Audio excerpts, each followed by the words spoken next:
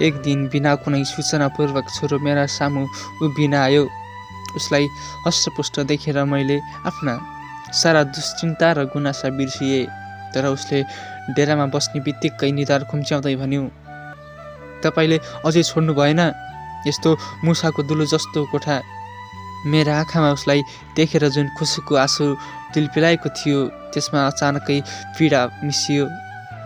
यही निसाने कोठामा हुर्केर अमेरिका पुग्न सफल भएको उसले यो पनि बिर्सन भ्याइसकेको थियो। उसले अस्तित्वलाई दुनियाँ सामु ल्याउन सुरक्षा कवच साबित भएको थियो यही मुसाको दुलो।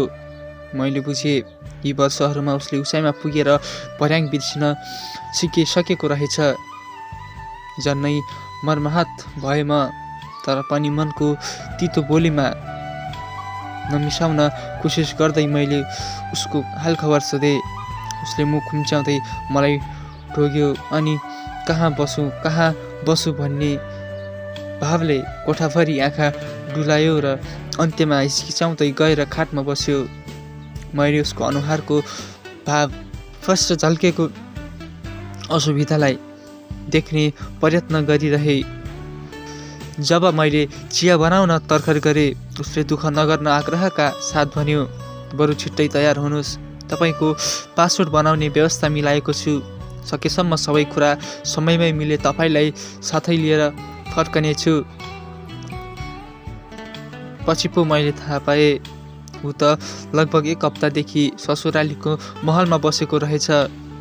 डलर कमाउने डाक्टर मेरो छोराले साथै ल्याएका कागजपत्रका आधारमा मेरो पासपोर्टमा सजिलैसँग भिसाको छाप लाग्यो र एक दिन मलाई साथ लिएर अमेरिका उड्यो। मलाई चिन्ने जान्ने सबैले हिँड्नु अघि प्रत्यक्षमा मलाई बधाई दिए। भित्रै चाहिँ डढेर खरानी भए। आमा सरहकी घरबेटी दिदीले आँखा बिजाउँदै भनेकी थिइन्, "राधिका, तिम्रा दुःखका दिन सकिए। अब हाम्रो सल्लाह मानेर गर्भपात गरेकी भए यो दिन कसरी देख्थ्यौ? काट्नु जति गोता काटिसक्यौ मरी, अब तिम्रा सुखका दिन आए। सम्झँदै गरे, सुख पाएपछि हामीलाई नबिर्सेस्।" मेरो आँखा रसाएका थिए। मुसाको दुलो जस्तो कोठा छोड्दा मन बेसरी भक्कानिएको थियो। अमेरिका पुगेर थाहा पाए बुहारी भरे भोलि भएकी रहेछ। छोरालाई आमा होइन सुसारे चाहिएको रहेछ। जन्मेर हुर्केको कोठामा एक दिन नबसेर आमाको हातको एक छाक नखाई ससुरालीमा मिजमानी खाएर आएको छोराको व्यवहारले नै राम कहानी भनिसकेको थियो। तैपनि भविष्यको चिन्ताले घेरिएकी म छोराको पछि लागेर 7 समुद्र पारी त आए, तर छोरा बुहारीको चिसो व्यवहारले भोलिपल्टदेखि पछताउन थाले म। बुहारीले छोरो पाई त्यस्तै त छोइ नसक्ने कि मान्छे, झन् महँगी भई। छोराले ससुरालीले पठाएका बच्चाका लुगाफाटा र अन्य अरू सामानको रास लगाएको देखेर त्यसै कुम्चिए कि मलाई इङ्गित गर्दै बुहारीले एक दिन भनिन्, "एउटा फोटो पनि ल्याउनु भएन हगि तपाईँले? हजुरआमा त तपाईँ पनि हो नि। कति नै पर्थ्यो र एक जोर लुगालाई?" बाबु केही बोलेन। सधैँ चुप लागेर सबै सहने मैले आहत भएर भन्न खोजेँ। उसले अपेक्षापूर्वक भनी, "बो, बहाना नबनाउनुहोस्। 3 महिनामै बुहारी काममा जान थाली। म पकाउने, खुवाउने, पुछपाछ गर्ने, धुने, सुकाउने काममा यति व्यस्त भए सास फेर्न फुर्सद हुन छोड्यो। दिन त सास फेर्ने समय कुर्दै बित्थ्यो। साँझ पनि छोरा बुहारी फुर्सद भएर घुम्न निस्कन्थे। म नाति खेलाउँदै खाना बनाउँथे। व्यस्तता र गर्मीको पसिना पुस्दै जाडो सुरु भएको पत्तै भएन। नेपालदेखि ल्याएका लुगाले चिसो धान्न नसकेर मुटु लगलग काम थियो। त्यसैले एक दिन मैले छोरा बुहारीसँगै हुँदा एउटा न्यानो स्वेटर किनेर ल्याइदिन आग्रह गरेँ। छोराले बुहारीको अनुहार हेऱ्यो। केही दिन यसै बिते। एक दिन बुहारीले एउटा होइन 2-3 वटा न्यानो लुगा मेरा सामु राखी जुन नयाँ थिएनन्। मेरा लगभग सारा जीवन जडौरी लागेरै बिते पनि त्यसबेला बुहारीको जडौरीले आहत भयो मन। मैले नमाग्दै उसले लुगा झिकेर मलाई दिएकी भए म चुपचाप लगाइ पनि दिन्थेँ। तर छोरासँग आग्रह गरिसकेपछि आएको त्यो जडौरी मैले स्वीकार्न सकिनँ। छोरा बुहारीले घोचपेच गरिरहे तर मैले बुहारीका पुराना लुगा लगाइनँ। 2 वर्ष बितिसक्दा पनि मैले त्यो घर छेउको ठुलो पार्क कुनाको न्युज एजेन्सी सँगैको कन्भिनियन्ट स्टोर बाहेक अमेरिकाको अरू केही देखेकी थिएन। सम्झिनी आए। 2 महिनामा लगभग सँगै अमेरिका घुमेर गए। तर म छोरा बुहारीको भात भान्सा र खटनपटनमै व्यस्त रहे। यति उपलब्धि चाहिँ भयो। हाम्रो छिमेकमा भएका केही अरू राधिकाहरूसँग मेरो चिनजान र घनिष्ठता भयो। तीमध्ये हाम्रै घर छेउकी निर्मला दिदीको हालत मेरो भन्दा गई गुज्रेको थियो। उनी पढी लेखेकी खानदानी मान्छे थिइन्। लोग्नेले बाचनजीले उनलाई रानी बनाएर राखेका थिए। नोकर साखरले भराउ थियो रे उनको घर। लोग्नेको मृत्युपछि सबै भत्ताभुङ्ग भएछ। सोझी निर्मला दिदीले छोराले सबै बेचबिखन गरेर ब्याङ्कमा भएको पैसा पनि अब तपाईँ फर्केर आउने होइन क्यारे, यो पैसाको यहाँ के काम, म डलर साटेर तपाईँको अकाउन्ट खोलेर राखिदिन्छु भन्दै कुटमुटाएछ। अहिले उति रात दिन रोएर समय कटाउँदै थिइन्। अहिले उनी रात दिन कटाएर समय बिताउँदै थिइन्। कहिले दुःख नगरेकी उनको काम गर्ने ढङ्ग त्यति थिएन। जानी नजानी रात दिन खट्दा पनि छोरा बुहारी वचन लगाउन छोड्दैनथे। उनी मलाई सुनाउँथिन्, तिमी जसरी पट्न सके कामकाजमा यति सिपालु भएकी भए त म नेपालै फर्किन्थे। 10 तारा दुध चुसाएर हुर्काएको छोरोको वचन सुनेर यो विदेशमा बस्नुभन्दा त आफ्नो देशमा आटो पिठो खाएर बस्न बेच्ने। तर भन्न जति नै गर्न सजिलो कहाँ थियो र। हातमा सुको दाम थिएन, मद्दत गर्ने आफन्त थिएन। हुन त सबै छोरा बुहारी ज्वाइँ छोरीहरू हाम्रै जस्ता थिएनन्। साँचो श्रवण कुमार जस्ता छोराछोरी जन्माउने भाग्यशाली गौरवशाली आमाहरू पनि थिए छिमेकमा। तर उपेक्षित आमाहरूको सङ्ख्या धेरै थियो। म नाति हेर्थेँ, घर हेर्थेँ र दिउँसो एकैछिन फुर्सद हुँदा मुला गोलभेडा र मसलाको अचार बनाउँथे। त्यो अचार निर्मला दिदी वरपरका नेपाली भारतीय बङ्गलादेशीका घर गएर बेच्थिन्। मैले काम गर्दा उनी आफ्नी नातिनीसँगै मेरो नाति पनि हेर्थिन्। उनी बाहिर जाँदा म उनकी नातिनी हेरिदिन्थे। हामी चुपचाप यो काम गर्थ्यौँ। निर्मला दिदी नै लिस्ट बनाएर सबै चिज किनेर ल्याउँथिन्। म टाकटुक मिलाएर अचार बनाउँथेँ। हातमा आएको पैसा हामी बराबर बाँड्थ्यौँ। नातिनालाई इच्छा लागेको सानोतिनो कुरा किनिदिन्थ्यौँ। आफ्ना ससाना रहर पुरा गर्थ्यौँ। पैसा हातमा पर्न थालेदेखि म प्रत्येक हप्ता लटरी टिकट किन्थेँ। निर्मला दिदी भन्थिन्, हामी जस्ता अभागीलाई के पर्थ्यो चिट्ठा, बेकारमा हातमा भएको $200 पनि किन खेर फाल्छौँ मोरी। म भन्थेँ, दिदी कुनै त कारण होला जो भाग्यले हामीलाई यहाँ ल्याएर पारेको छ। के थाहा तपाईँको र मेरो उद्धार यसमै पो छ कि। उनी अविश्वासपूर्वक मलाई हेर्थिन्। प्लिज पिपल भनेर प्रख्यात हुन थालेको मेरो अचारको चर्चा मेरो बुहारीका कानमा के पर्यो। ऊ आफै अर्डर लिएर आउन थाली र मैले बनाएका अचार आफै बेचेर त्यसको व्यापार गर्न थाली। मेरो मन खिन्न भयो।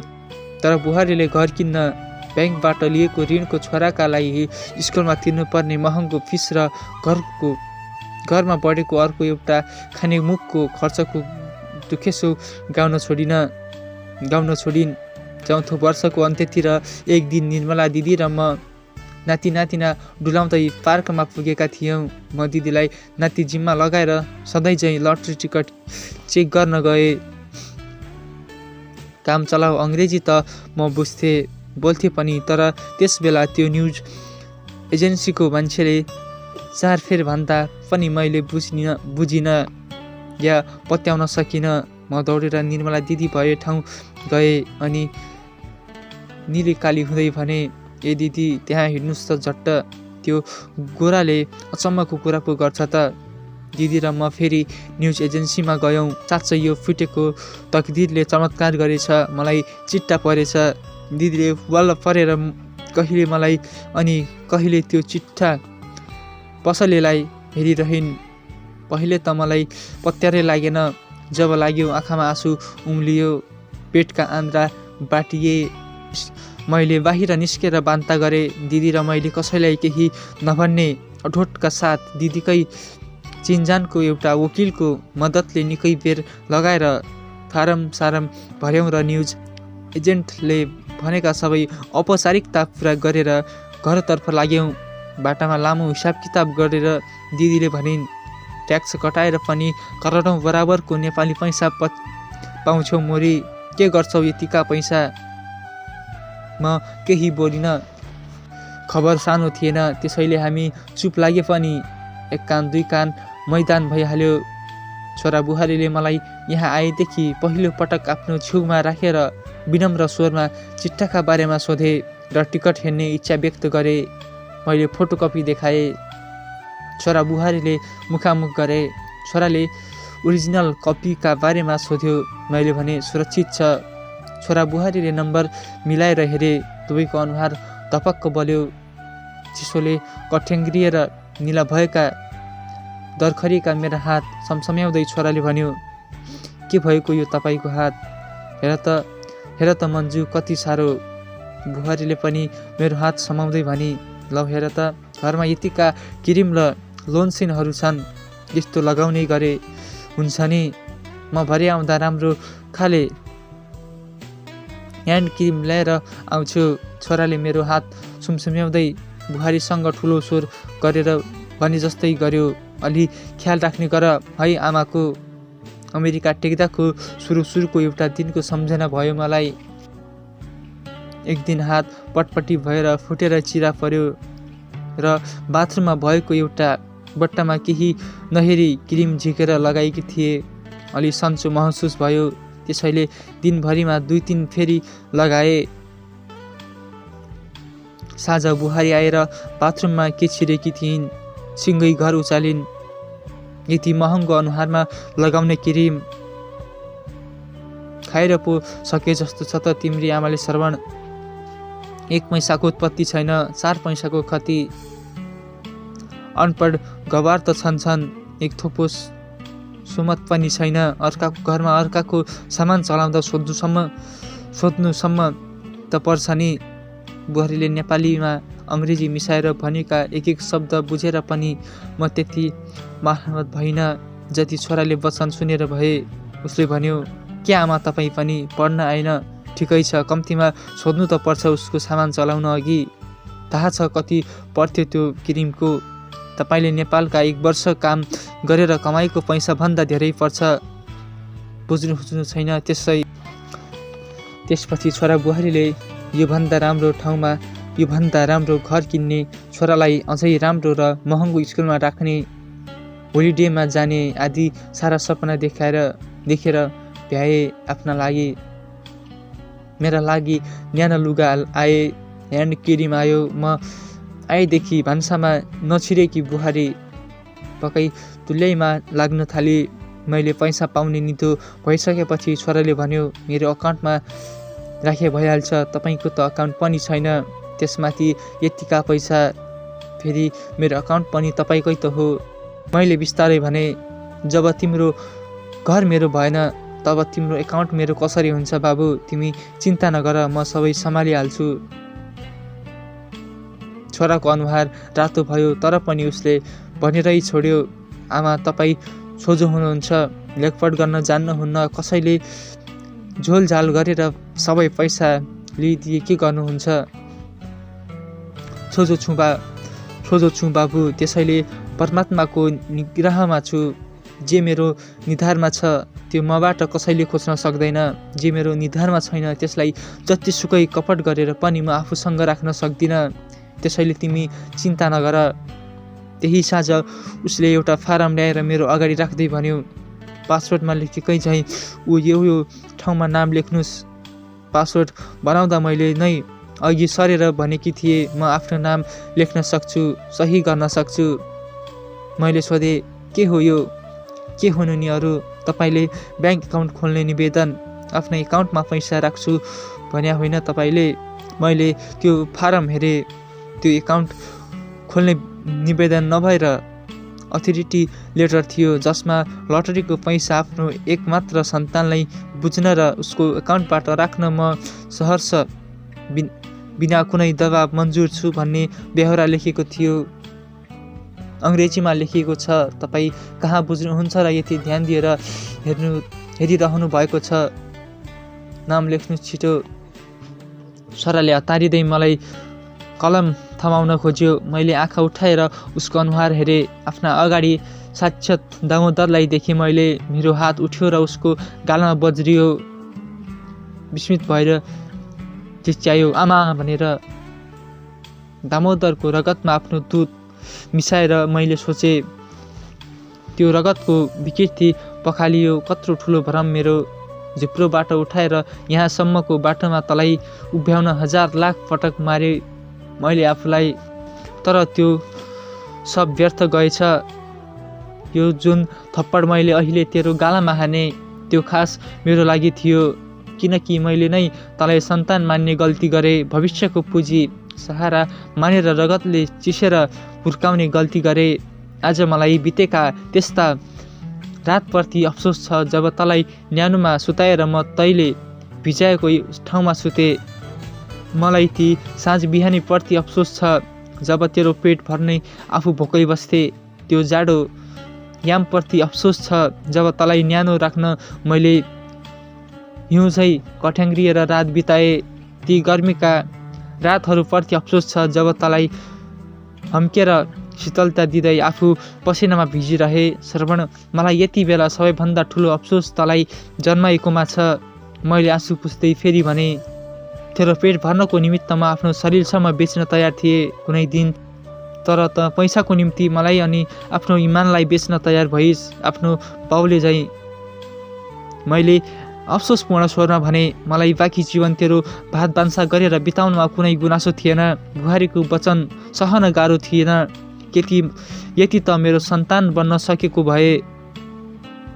बुहारीले भनी, हामीले तपाईँलाई यहाँ नल्याएको भए कसरी पर्थ्यो लटरी तपाईँलाई? त्यसैले हाम्रो पनि हक छ यो लटरी पैसामा। हक? मैले व्यङ्ग्यपूर्वक भने, त्यसो त तिम्रो पुई मेरो पेटमा भएको थाहा पाएका सबैले मलाई गर्व तुहाउन सल्लाह मात्र होइन, दबाब नै दिएका थिए। उनीहरूको कुरा मानेर 19 वर्ष कि मैले गर्व तुहाइदिएकी भए कहाँ हुन्थ्यो तिमी हक जताउन? बुहारीले रातो मुख लगाउँदै जवाब दिन शब्द खोजिरही। मैले थपेँ, तर मलाई तिमीसँग कुनै गुनासो छैन, किनभने मलाई थाहा छ मेरो गर्व चिरेर मेरो भागको घाँस खाएर मेरो रगत पसिनामा डुबेर हुर्केको मेरो छोराले मलाई आमाको सम्मान दिएको भए तिम्रो हिम्मत हुन्थेन मेरो अनादर गर्ने।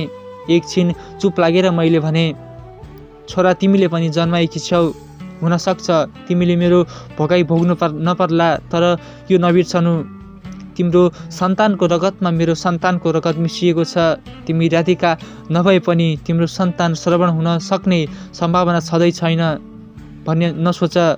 बुहारीको अनुहारको रङ्ग फेरियो। उसले कुटुक्क थुक निल्दै श्रवणलाई हेरी, तिमी लाख सम्पन्न परिवारकी छोरी सही, तर मेरो छोराकी स्वास्नी हौ। यो सत्य तिमीलाई याद नभए पनि नियतिले बिर्सिँदैन। आज मेरा छोरा बुहारीले मलाई जे दिए त्यो तिम्रा छोरा बुहारीले तिमीलाई कहिल्यै नदिउन्। तिमीलाई दिनको लागि योभन्दा ठुलो आशीर्वाद मसँग अरू केही छैन। म उठेँ, आफू अगाडिको फारम धुजा पारेर छेउको डस्टबिनमा हाले अनि बिस्तारै भने, यो फारममा लेखिएको जति अङ्ग्रेजी कनिकुथी पढ्न र बुझ्न सक्छु म। आजसम्मका तिम्रा ती अङ्ग्रेजी गाली अपशब्दहरू पनि नबुझेकी होइन मैले, तर यो तिमीहरूलाई बुझाएर पनि केही फाइदा थिएन। उनीहरूको अनुहारको रङ्ग खरानी जस्तै भयो। तिमीहरूको सबै दुर्व्यवहार सहेर पनि म सबै जसो पैसा तिमीहरूलाई दिन तयार थिए, तर तिमीहरूको सबै गुटमुटाउने झालझेल जानेपछि अब म तिमीहरूलाई फुटेको कौडी पनि दिन सक्दिनँ। मैले वकिल राखेकी छु यो पैसा सबै बुझेर नेपाल पठाउन भनेर। त्यही गएर म आफू जस्तै अरू थुप्रै राधिकाहरूलाई मद्दत गर्ने एउटा संस्था खोलेर बस्छु, किनभने यो पैसाको आवश्यकता ती राधिकाहरूलाई छ जसका दामोदर जस्ता लोग्ने र तिमीहरू जस्ता सन्तान हुन्छन्। मलाई थाहा छ यो घटनापछि तिमीहरू सदाको लागि मेरो नाम लिन चाहँदैनौ, तर केही छैन, मैले आफ्नो गर्व त्यसै बेला तुहाएको थिएँ। सोचुला कुनै सन्तान नै जन्माइन मैले। मलाई मरेपछि दागबत्ती र पिण्डको कुनै लोभ वा इच्छा पनि छैन र तिमीहरू जस्ता जीवितलाई कुनै मान दिन नसक्ने सन्तानहरूबाट यसको आश पनि छैन। म कोठाबाट निस्किएँ अनि हामी भाग्य र सन्ततिद्वारा ठगिएका 6 जना निर्मला र राधिकाहरू, कयौँ राधिका र निर्मलाहरूलाई उनीहरूका सन्तानहरूबाट उद्धार गर्ने दृढ अठोटका साथ आफ्नो देश आफ्नो माटामा फर्कियौँ।